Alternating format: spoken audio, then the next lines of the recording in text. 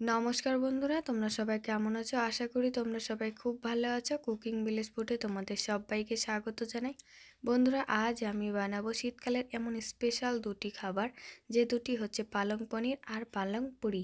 খুবই টেস্টি দুটি খাবার, আশা করি তোমাদের ভালো লাগবে। আর ভালো লাগলে শেষ পর্যন্ত দেখার অনুরোধ রইল। আর হ্যাঁ, অবশ্যই ভিডিওটা দেখে কিন্তু একটা লাইক কমেন্ট শেয়ার করো, আর প্লিজ চ্যানেলটিকে সাবস্ক্রাইব করে দিও। তাহলে চলো কিভাবে বানাবো, চলো রেসিপি শুরু করা যাক। আর হ্যাঁ, আজ আমি নিরামিষভাবে পালং পনিরের রেসিপিটা তোমাদের সঙ্গে শেয়ার করব। খুবই সহজ আর খুবই সিম্পল আর খুবই টেস্টি একটা রেসিপি। চলো, তার জন্য এই যে দেখো, এখানে আমি কিছুটা পালং শাক নিয়েছি, খুব ভালো করে কেটে বেছে নিয়েছি। আর হ্যাঁ, শাকের ডাঁটাগুলোকে আমি বাদ দিয়েছি, শুধু শাকগুলোকেই নিয়েছি। আর তারপরে যেটা করতে হবে সেটা হচ্ছে বেশ ভালো করে ধুয়ে নিয়ে তারপরে এই যে এখানে দেখো, এখন আমি গ্যাসে একটা কড়াই বসিয়ে নিয়েছি আর তাতে কিছুটা জল দিয়েছি। জলটা বেশ ভালোভাবে একটুখানি গরম হয়ে গেলে তাতে আমি এই শাকগুলোকে দিয়ে বেশ ভালো করে 1 থেকে 2 মিনিটের জন্য এই শাকগুলোকে আমি সেদ্ধ করে নেব। ব্যাস, এরপরে এই শাকগুলোকে জল থেকে তুলে একটা স্ট্রেনারে তুলে নিয়েছি। দেখো, এই যে দেখো, তারপরে ঠান্ডা জল দিয়ে একটুখানি ধুয়ে নিলাম যাতে এই শাকের কালারটা চেঞ্জ না হয়ে যায়। এই যে দেখো, তারপরে এখন একটুখানি জল ঝরিয়ে নিয়েছি। জল ঝরিয়ে নেওয়া হয়ে গেছে দেখো বন্ধুরা, আর শাকগুলো ঠান্ডা হয়ে গেছে। এখন এখান থেকে আমি হাফটা একটা মিক্সিং জারে দিয়ে দেবো, আর এটাকে বেটে নিতে হবে। তারপরে আমি এটা আটা মাখাতে ব্যবহার করব, যাতে আমরা পুরি ভাজবো যে সেই কাজে ব্যবহার করব। আর বাকিটা রেখে দিলাম, বাকিটা আমরা পালং পনির বানাতে ব্যবহার করব। চলো, এই যে বেটে নেওয়া হয়ে গেছে, এখন আমি একটা বাটিতে ঢেলে নিচ্ছি। তারপরে তোমাদেরকে দেখাচ্ছি কতটা হয়েছে। এই যে দেখো, খুব সুন্দর পেস্ট করা হয়ে গেছে। এবারে চলো আমি আটাটাকে মেখে নেব। একটা বাটিতে ঢেলে নিয়েছি, এই যে দেখো এতটা হয়েছে। এই যে দেখো এতটা হয়েছে। এইবারে চলো আটাটাকে মেখে নেব। আর হ্যাঁ বন্ধুরা, আজ আমি আটা দিয়ে পুরি ভাজবো, ময়দা দিয়ে নয়। তার জন্য দেখো বন্ধুরা, এখানে আমি 2 বাটি আটা নিয়েছি। আর দিয়ে দেবো এখানে স্বাদ মতো লবণ, 1 চামচ লঙ্কা গুঁড়ো, আর এখানে দিয়ে দেবো 1 চামচ কসুরি মেথি। এটা কিন্তু আমি কোনো রকম রোস্ট করিনি, এমনিই দিয়েছি। এবারে চলো খুব ভালো করে সব কিছু মিশিয়ে নিয়ে তারপরে এই যে পালংয়ের পেস্টটা, এটা এর মধ্যে দিয়ে দিতে হবে। দিয়ে খুব ভালোভাবে জল না দিয়ে কিন্তু আগে মেখে নিয়ে দেখে নিতে হবে ঠিক তোমার কতটা জলের প্রয়োজন। এই যে দেখো, এইভাবে মেখে নিয়ে তারপরে আমার কাছে অল্প একটু জল লেগেছিলো, এই ধরো 4 চামচের 2 থেকে 3 চামচ। যাই হোক, আমি সেটা তোমাদেরকে আর দেখাইনি। এই যে এইভাবে একটা শক্ত ডো মাখিয়ে নিতে হবে। এই যে দেখো, আমার ডোটা মাখানো হয়ে গেছে। আর এখন আমি ওপর দিয়ে 2 চামচ তেল দিয়েছি। তেল দিয়ে আবারও খুব ভালো করে একটুখানি মেখে নিয়ে তারপরে এখন আমি 10 মিনিটের জন্য ঢেকে রেখে দেবো। এবার চলো ঝটপট পালং পনির রেসিপিটা বানিয়ে ফেলি। তার জন্য দেখো বন্ধুরা, এই যে এখানে সেদ্ধ পালং শাক, তারপরে ধনেপাতা, সাদা তেল, দুধের মালাই, এখানে কিছুটা পনির, আর নিয়েছিলাম কিছুটা কাজু। আর এবারে চলো, থালাতে নিয়েছি কয়েকটা কাঁচা লঙ্কা চেরা, আদা কুচি, টমেটো কুচি দুটো, আর নিয়েছি 1 মুঠো চিনেবাদাম। এবারে চলো কড়াইয়ে দিয়ে দেবো সাদা তেল। তেলটা খুব ভালোভাবে গরম হয়ে গেলে তাতে দিয়ে দেবো একটুখানি লবণ। আর লবণ দিয়ে একটুখানি নেড়ে চেড়ে তারপরে আমি এখন পনিরগুলোকে ভেজে নেব। আর হ্যাঁ বন্ধুরা, হালকা করে ভেজে নেব। আর যেহেতু পালং পনিরে পনির না ভাজলেও চলে, যাই হোক আমি হালকা করে একটু ভেজে নেব। এই যে দেখো, সাদা সাদাই থেকে যাবে, খালি হালকা করে একটুখানি ভেজে নিলেই হবে। এই যে দেখো, ভাজা হয়ে গেছে। এবার আমি তুলে নিয়েছি। এই যে দেখো, এইভাবে ভেজে নিয়েছি। এবারে চলো সেই তেলে আমি 1 চামচ জিরা দিয়ে দিলাম। আর জিরেটা দিয়ে একটুখানি নেড়ে চেড়ে তারপরে এই যে এখানে আমি কিছু মশলা বানিয়ে নেব। তার জন্য এই যে চেরা কাঁচা লঙ্কা, আদা কুচি, টমেটো কুচি দিয়ে একটুখানি নেড়ে চেড়ে নিতে হবে। আর হ্যাঁ বন্ধুরা, লো ফ্লেমে কিন্তু এই মশলাগুলোকে বানিয়ে নিতে হবে। তারপরে আমি 2 মিনিট ঢাকনা দিয়ে ঢেকে ঢাকনা সরিয়ে নিয়েছি। এই যে দেখো, তারপরে টমেটোগুলো খুব সুন্দর কিন্তু ভাজা হয়ে গেছে দেখো বন্ধুরা। তারপরে আমি এখানে দিয়ে দিলাম সেই চিনেবাদামগুলো, দিয়ে একটুখানি নেড়ে চেড়ে মিশিয়ে নামিয়ে নেব। আর হ্যাঁ বন্ধুরা, এই মশলাটাকে একটু ঠান্ডা করে নিতে হবে।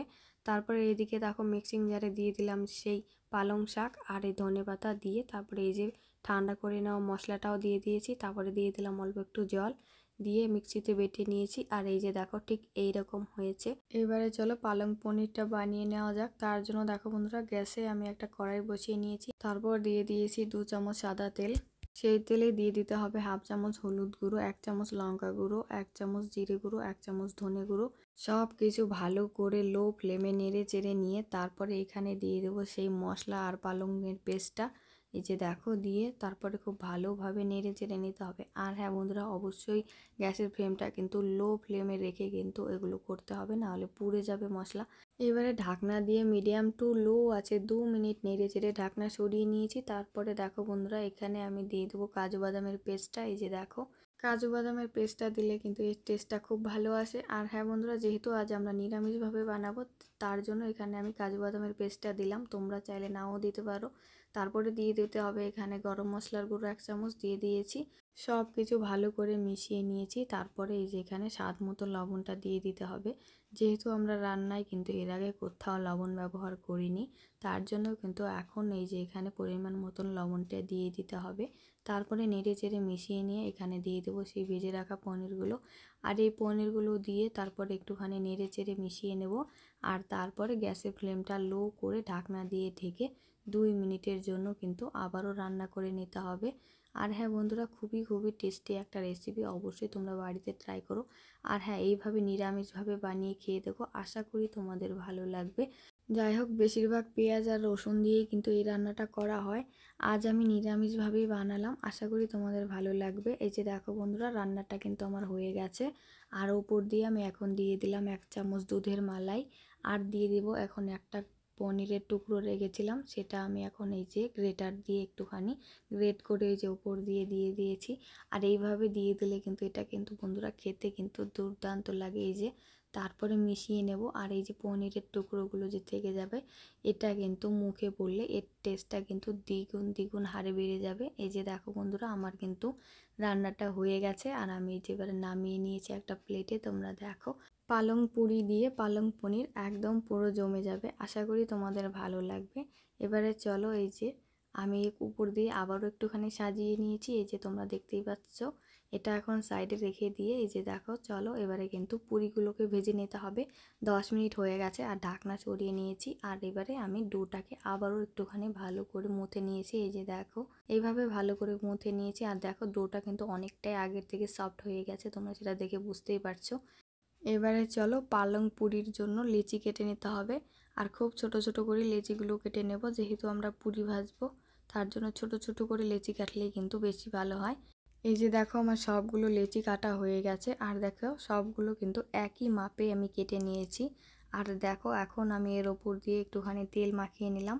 আর হাত দিয়ে ঠিক এইভাবে তেল মাখিয়ে নিয়েছি লেচির ওপরে, তাহলে লেচিগুলো কিন্তু আর শুকিয়ে যাবে না, বেলার সময় কিন্তু আর ফেটে ফেটে যাবে না।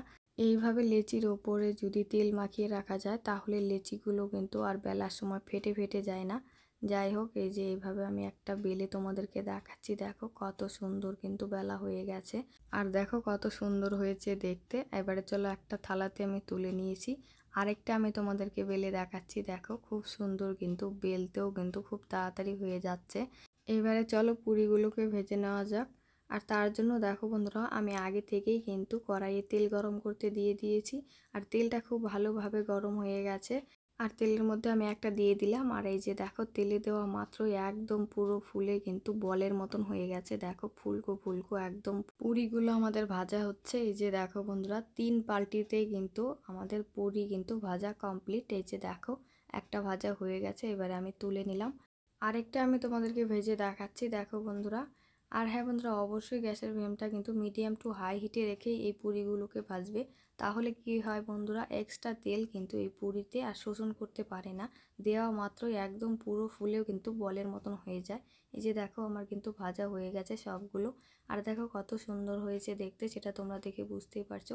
কতটা লোভনীয় হয়েছে সেটা তো তোমরা দেখে বুঝতেই পারছো। আশা করি তোমাদের ভালো লাগবে, অবশ্যই তোমরা বাড়িতে একবার হলেও ট্রাই করো এইভাবে। খুবই সহজ একটা রেসিপি। আর এই যে দেখো, পালং পুরির সঙ্গে পালং পনির একদম পুরো জমে যাবে। শীতকালে এই রেসিপি দুটো কিন্তু ভীষণ পছন্দের, বাচ্চা থেকে বড় প্রায় সবারই খুব পছন্দের একটা রেসিপি। আশা করি তোমাদের ভালো লাগবে, অবশ্যই বাচ্চা থেকে বড় সবারই পছন্দের। একবার হলেও বাড়িতে ট্রাই করো, আশা করি ভালো লাগবে। আর দেখো, তোমাদেরকে একটা আমি ছিঁড়ে দেখাবো কতটা সফট আর কতটা নরম। দেখো, দেখেছো, হাত দিয়ে ছেঁড়া মাত্রই কিন্তু খুব সুন্দর। আর এই যে দেখো কতটা সুন্দর হয়েছে, দুদিকটা খুব সুন্দর কিন্তু ফুলেছে, কোথাও কিন্তু একটুও ফোলার জন্য বাকি নেই। আর এই যে দেখো, পালং পনিরের সঙ্গে পালং পুরি পুরো কিন্তু একদম জমে যাবে। আজকের ভিডিওটা তোমাদের কেমন লাগলো সেটা অবশ্যই কমেন্ট করে জানাতে ভুলো না। আর হ্যাঁ, ভিডিওটা ভালো লাগলে ভিডিওতে অবশ্যই একটা লাইক কমেন্ট শেয়ার করো, আর প্লিজ চ্যানেলটিকে সাবস্ক্রাইব করে দেওয়ার অনুরোধ রইল। তোমরা সবাই ভালো থেকো, সুস্থ থেকো। তোমাদের সঙ্গে দেখা হবে পরবর্তী অন্য আরেকটি নতুন ভিডিওর সঙ্গে। ততক্ষণের জন্য তোমাদের সবাইকে টাটা।